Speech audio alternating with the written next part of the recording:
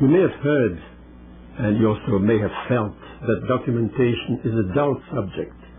Well, I beg to differ with you, if that's what you think, because the United Nations documentation indeed is a reflection of the United Nations system. The two go together. In fact, if you know the system, you have no problem in understanding the documentation of the United Nations.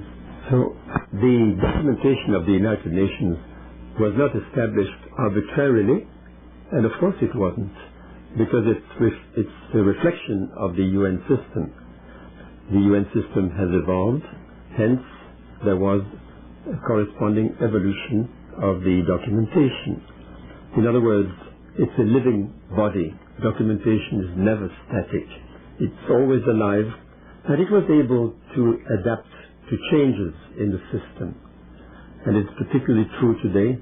There have been tremendous progress made in the introduction of electronic documentation. We're going to speak about it a little later, but the introduction of that equipment for the retrieval of information has really revolutionized the system. Speaking of documents, maybe it would be a good idea to start thinking about the definition of the word. What is a document?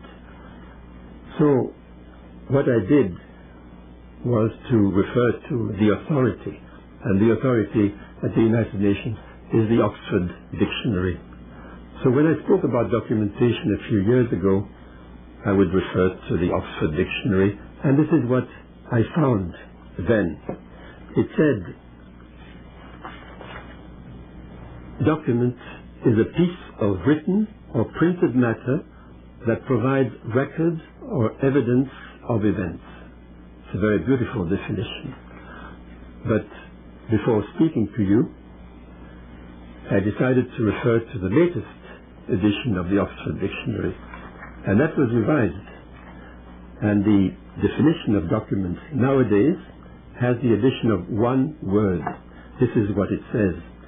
Document, piece of written, printed, or electronic matter that provides records or evidence of events.